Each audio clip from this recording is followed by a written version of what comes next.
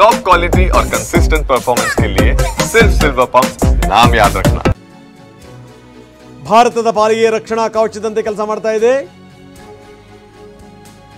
ನಮ್ಮ ಸಿಸ್ಟಮ್. ಪಾಕಿಸ್ತಾನದ ವಾಯುದಾಳಿಯನ್ನು ಯಾವ ರೀತಿ ನಾವು ಹಿಮ್ಮೆಟ್ಟಿಸಿದೀವಿ ನೋಡ್ತಾ ಇದ್ದೀವಿ.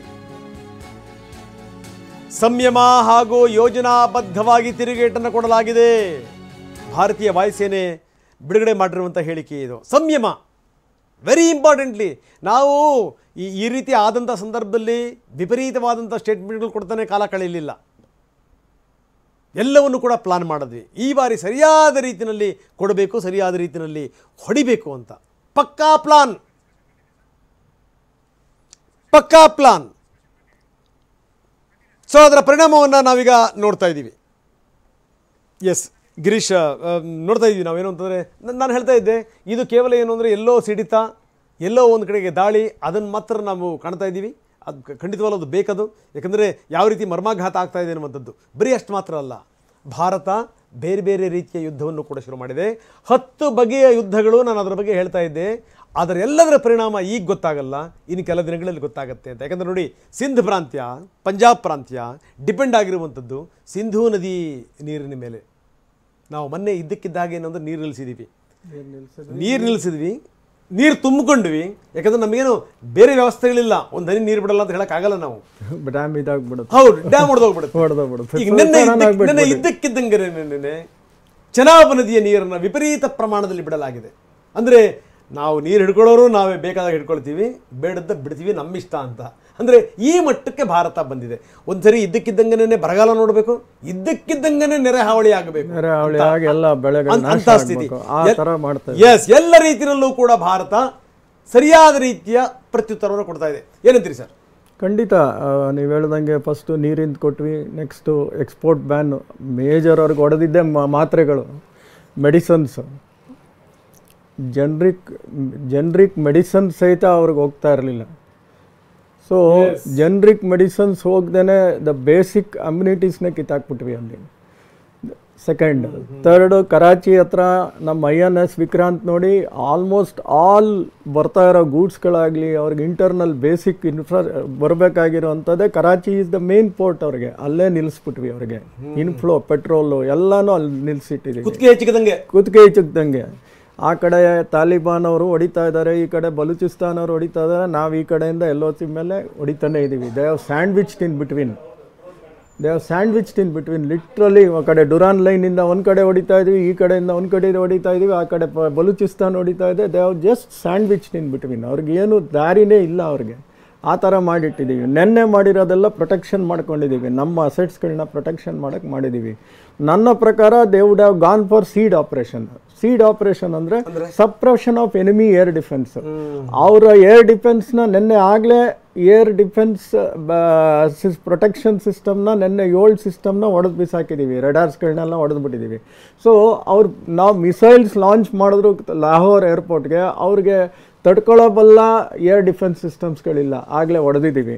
ನೆಕ್ಸ್ಟ್ ಏನು ಮಾಡ್ತೀವಿ, ಅವ್ರು JF-17 ಆಗಲಿ J-10 ಆಗಲಿ ಅವ್ರದ್ದು ಅದನ್ನು ಹೊಡೆಯೋಕ್ಕೆ ಶುರು ಮಾಡ್ತಾರೆ ಈಗ ನೆಕ್ಸ್ಟ್. ಸೊ ಅವಾಗ ಏನಾಗುತ್ತೆ, suppression of enemy air defence is the first stage what usually the Americans and all do it. Once they suppress that, ಆರ್ಮಿನೂ ನುಗ್ಗುತ್ತೆ, ಎಲ್ಲರೂ ನುಗ್ಗಕ್ಕೆ ಶುರು ಮಾಡ್ತಾರೆ ಒಳಗಡೆ. So this may happen today ಅಂತ ನಾನು ಎಕ್ಸ್ಪೆಕ್ಟೆಡ್ ಇಲ್ಲ. ಆಗಿರ್ಬೋದೇನೋ, ನಮಗೆ ಗೊತ್ತಿಲ್ಲ. ನೆನ್ನೆ ಏನಾಗಿತ್ತೋ ಮಧ್ಯಾಹ್ನ ಗೊತ್ತಾಗಿತ್ತು ನಮಗೆ ಕೆಲವು ಸಂದರ್ಭದಲ್ಲಿ. ಸೊ ಈಗ ಸೀಡ್ ಆಪರೇಷನ್ ಶುರು ಮಾಡಿಬಿಟ್ರೆ there is nothing for them. We are only now protected our air by intercepting missiles intercept ಮಾಡಿದ್ದೀವಿ, ಅವ್ರ ಡ್ರೋನ್ಸ್ಗಳನ್ನ ಹೊಡೆದಾಕಿದ್ದೀವಿ. We have used SAM, we have used ಏನಂದರೆ ಏರ್ ಟು ಏರ್ ನಾವು ಯೂಸ್ ಮಾಡಿರೋದು ಡೌಟು ನೆನ್ನೆ. We have use surface to air missiles ಚೆನ್ನಾಗಿ use ಮಾಡಿದ್ದೀವಿ ನೆನ್ನೆ. But I think so the next step will be they will suppress the entire air defence of the Pakistan and they will ನುಗ್ತಾರೆ ಒಳಗಡೆ. ಇದು ಮಾಡ್ಬೋದು ಅವರು. S, Girish ಲಿಂಗಣ್ಣವ್ರು ಹೇಳಿದ್ರು. ಅದನ್ನು ನಾನು ಇನ್ನಷ್ಟು ಸ್ವಲ್ಪ ಸರಳ ಮಾಡಿ ಹೇಳ್ತಾ ಇದ್ದೀನಿ. ನೋಡಿ, ಒಂದು ಸರಿ ಏನಾದರೂ ಅನಾರೋಗ್ಯ ಅಂತ ಆಸ್ಪತ್ರೆ ಸೇರಿಬಿಟ್ರೆ ಸರ್, ಒಂದೊಂದೇ ಆರ್ಗಾನ್ ಫೇಲ್ ಆಗ್ತಾ ಹೋಗುತ್ತೆ. ಮುಂದಿನ ಸಾವಿನ ಸೂಚಕ ಅದು. ಕೊನೆಗೆ ಏನು ಅಂದರೆ ಅವ್ರು ಹೇಳ್ತಾರೆ, ಇಲ್ಲ ಮಲ್ಟಿಪಲ್ ಆರ್ಗಾನ್ಸ್ ಫೇಲ್ಯೂರಿಂದ ನೆಗೆದು ಬಿದ್ದು ಹೋಗ್ಬಿಟ್ಟ ಅಂತ ಹೇಳಿಂದ. ಅದೇ ರೀತಿ ಒಂದು ದೇಶ ನೋಡಿ, ಲಿಂಗಣ್ಣವ್ರು ಹೇಳ್ತಾ ಇದ್ರಲ್ಲ, ಅದು ಒಂದೊಂದೇ ವಿಫಲಗೊಳಿಸುವಂಥದ್ದು, ಒಂದೊಂದೇ. ಈಗ ಎಲ್ಲಿಂದ ತರ್ತೀರಿ ನೀವು? ಏರ್ ಡಿಫೆನ್ಸ್ ಸಿಸ್ಟಮ್ ಎಲ್ಲಿದೆ ನಿಮ್ಮ ಹತ್ರ? ಒಂದೊಂದನೇ ಹೊಡೆದಿದ್ದೀವಿ ನಾವು. ಮೊದಲೇ ಭಿಕ್ಷಕ ರಾಷ್ಟ್ರ, ಭಿಕಾರಿ ರಾಷ್ಟ್ರ, ಉಳಿದಿರುವಂಥದ್ದೆಷ್ಟು? ಹೀಗೆ ಈ ರೀತಿ. ಜೊತೆಗೇನು ಅಂತಂದರೆ, ನೀವು ಒಂದು ಕಡೆಯಿಂದ ಒಳಗಿನ ಶತ್ರುಗಳು ಅವ್ರ ಮೇಲೆ ದಾಳಿ ಮಾಡ್ತಿರ್ತಾರೆ, ಇನ್ನೊಂದು ಕಡೆಯಿಂದ ಅಫ್ಘಾನಿಸ್ತಾನದ ಬಾರ್ಡರ್ನಿಂದ ಶತ್ರುಗಳು ದಾಳಿ ಮಾಡ್ತಿರ್ತಾರೆ, ಭಾರತ ಈ ಕಡೆಯಿಂದ ಹೊಡಿತಿರುತ್ತೆ, ಒಳಗಡೆಗೆ ಅರಾಜಕತೆ ಸೃಷ್ಟಿಯಾಗ್ಬಿಡುತ್ತೆ. ಕೈಗೆ ಎತ್ಕೋಬೇಕು ಅಂತಂದರೆ ಶಸ್ತ್ರಾಸ್ತ್ರಗಳಿಲ್ಲ, ಯಾವ ರಾಷ್ಟ್ರಗಳು ನೆರವು ಕೊಡಲ್ಲ. ಇವತ್ತು IMF ಇವತ್ತು ಒಂದು ಕಂತಿನ ಹಣ ಬಿಡುಗಡೆ ಮಾಡಬೇಕಾಗಿತ್ತು, ಸ್ಟಾಪ್, ಮುಗೀತು ಕತೆ. ಇದು ಪಾಕಿಸ್ತಾನದ ದರಿದ್ರ ಸ್ಥಿತಿ. ಬನ್ನಿ, ನಮ್ಮ ಜೊತೆಗೆ CS ಹವಾಲ್ದಾರ್ ನಮ್ಮ ಜೊತೆಗಿದ್ದಾರೆ, ಹುಬ್ಬಳ್ಳಿಯಿಂದ ನಿವೃತ್ತ ಏರ್ ಕಮಾಂಡರ್ ನಮ್ಮ ಜೊತೆಗೆ ಸಂಪರ್ಕದಲ್ಲಿದ್ದಾರೆ. ಹವಾಲ್ದಾರ್ ಸರ್, ಜೈ ಹಿಂದ್. ನೋಡ್ತಾ ಇದ್ದೀವಿ ನಿನ್ನೆಯಿಂದ ಶುರುವಾಗಿರುವಂಥ ದಾಳಿ, ದೊಡ್ಡ ಪ್ರಮಾಣದಲ್ಲಿ ನಡೀತಿರುವಂಥ ದಾಳಿ, ಜೊತೆಗೆ ಏನು ಅಂದರೆ ಹಿಂದೆಂದೂ ಕೂಡ ಕಂಡು ಕೇಳರಿಯದ ರೀತಿಯಲ್ಲಿ ಆಗ್ತಿರುವಂಥ ದಾಳಿ, 75 ವರ್ಷಗಳಲ್ಲಿ ಇಸ್ಲಾಮಾಬಾದ್ ಮೇಲೆ ಆಗಿರುವಂಥ ಪ್ರಥಮ ದಾಳಿ, 4 ಕಡೆಯಿಂದ ಒಂದೇ ಸರಿ ಆಗ್ತಿರುವಂಥ ಅಟ್ಯಾಕ್. ಏನಂತೀರಿ ಸರ್?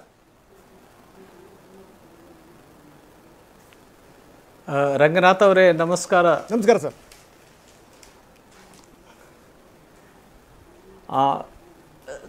ಈವರೆಗೂ ತಾವೆಲ್ಲ ಡಿಸ್ಕಷನ್ ಮಾಡ್ತಾ ಇದ್ದೀರಿ. ನಾನು ಒಂದು ಮಾತು ಹೇಳ್ತೀನಿ, 47ರಿಂದ ಇಲ್ಲಿವರೆಗೂ ನಮ್ಮ ಸೈನ್ಯ ದೇಶವನ್ನು ಯಾವಾಗಲೂ ಒಂದು ಕೆಳಗಿಳಿಯೋ ಸ್ಥಿತಿನ ಮಾಡಿಲ್ಲ. ಯಾವಾಗಲೂ ಅಡ್ವಾಂಟೇಜ್ ತಂದು ಕೊಟ್ಟಿದ್ದೀವಿ ನಾವು. ಹೌದು ಹೌದು. ಆ ಅಡ್ವಾಂಟೇಜ್ಗಳನ್ನು ಕಳ್ಕೊತಾ ಬಂದಿದ್ದೀವಿ. ಆದರೆ 1999 ಕಾರ್ಗಿಲ್ ಯುದ್ಧ ಆದಮೇಲೆ ನಮ್ಮ ವಿಚಾರ ಬದಲಾಗಿದೆ, ಸೇನೆ ವಿಚಾರ ಬದಲಾಗಿದೆ, ದೇಶ ವಿಚಾರ ಬದಲಾಗಿದೆ. ಅವತ್ತಿನ ದೇಶ ಇವತ್ತು ಇಲ್ಲ. ಹೌದು ಸರ್, ಕರೆಕ್ಟ್. ಈಗ 3 ದಿವಸದಿಂದ ಆಗ್ತಾ ಇರ್ತಕ್ಕಂಥ ಆಯಾಮ ನೋಡಿದರೆ, ನಾವೇನು ಹೇಳಿದ್ವಿ, ನಮಗೆ ಟೆರರಿಸಮ್ ನಿಲ್ಲಬೇಕು, ನೀವು ಆರಾಮಾಗಿ ಸಹಬಾಳ್ವೆ ಮಾಡ್ರಿ, ಪ್ರೋಗ್ರೆಸ್ ಮಾಡ್ರಿ, ನಮ್ಮನ್ನ ಪ್ರೋಗ್ರೆಸ್ ಮಾಡಕ್ ಬಿಡಿ ಅಂತಂದ್ರೆ, ಕರೆಕ್ಟ್, ಅಲ್ಲಿಯೇ ಒಂದು ISI ಪ್ಲಸ್ ಅದೇನು army general Munir ISI chief ಕೂಡ ಆಗಿದ್ದ ಅವನು. ಅವ್ರಿಗೊಂದು ಏನೋ ಒಂದು ಹುಚ್ಚು ಇದೆ ಕಾಶ್ಮೀರ ಮೇಲೆ. 78 ವರ್ಷ ತಗೊಳ್ಳಾರ್ದ ಕಾಶ್ಮೀರ ಇನ್ನೂ ತಗೋಬೇಕು ಅಂತ ಅವನು ಕನಸು ಕಾಣ್ತಾ ಇದ್ದಾನಲ್ಲ, ಅದಕ್ಕೆ ಯಾರ ಬೆಂಬಲನೂ ಇಲ್ಲ, ಅಂತಾರಾಷ್ಟ್ರೀಯ ಬೆಂಬಲ ಕೂಡ ಇಲ್ಲ. ಇವತ್ತು ದೇಶ ಇಷ್ಟೊಂದು ಬಲಿಷ್ಠ ರಾಷ್ಟ್ರವಾಗಿ ಬೆಳೆದಿದೆ, ಎಲ್ಲರೂ ಕೇಳ್ತಾ ಇದ್ದಾರೆ ನಮ್ಮ ಮಾತುಗಳನ್ನ. ಆ ರೀತಿ ಸರ್ಕಾರ ವಿದೇಶಾಂಗ ನೀತಿ ಹೇಳಿದೆ. ಆಮೇಲೆ ನಾವು ಮಾಡಿದ ಅದು 9 ಟಾರ್ಗೆಟ್ ಕೂಡ ಬರೀ ಟೆರರಿಸ್ಟ್ ಟಾರ್ಗೆಟ್ ಆಗಿತ್ತು. ಅಷ್ಟರ ಮೇಲೆ ಅವನು ಪಾಠ ಕಲಿಬೇಕಿತ್ತು, ಬಟ್ ಕಲ್ತಿಲ್ಲ. ಅಲ್ಲಿರ್ತಕ್ಕಂಥ ಬಹಾವಲ್ಪುರದಲ್ಲಿ ಒಂದು ಫ್ಯೂನ್ರಲ್ನಲ್ಲಿ ನೋಡಿದರೆ ಹಾಫೀಸ್ ಸಯೀದ್ ಕೂಡ ಸೇನೆ ಜೊತೆಗಿದ್ದು ಅವರು ಟೆರರಿಸ್ಟ್ಗಳನ್ನ ಒಂದು ಗೌರವ ತೋರಿಸ್ತಾ ಇದ್ರು. ಅಂದ್ರೆ ಏನು ಅದು ಅರ್ಥ? ಇನ್ನೊಂದು ಕಡೆ ಎಲ್ಲೋ ಕೇಳಿದೆ ನಾನು, ಅಲ್ ಕಾಯ್ದಾ ಮತ್ತು ಹಾಫೀಸ್ ಸಯೀದ್ ಕೂಡ್ಕೊಂಡು LET ಅವರು ಜಿಹಾದ್ ಡಿಕ್ಲೇರ್ ಮಾಡೋಣ. ಓಹೋ, ಎಲ್ಲಿವರೆಗೆ ನಿಮ್ಮ ಜಿಹಾದ್ ನಡೆಯುತ್ತೆ ರೀ? ಇವತ್ತು ದೇಶನ ಪಾಕಿಸ್ತಾನದ ಜನರಲ್ ಅಧೋಗತಿಗೆ ತಗೊಂಡು ಹೋಗಿದ್ದಾನೆ. ಬಟ್ ನಮಗೆ ಏನು ಒಂದು ಅವಕಾಶ ಬಂದು ಒದಗಿದೆ ಅಂದರೆ, ಪ್ರತಿಯೊಬ್ಬ ದೇಶವಾಸಿ, ಪ್ರತಿಯೊಬ್ಬ ಸೈನಿಕನ ರಕ್ತ ಕುದೀತಾ ಇದೆ. ನಿಜ.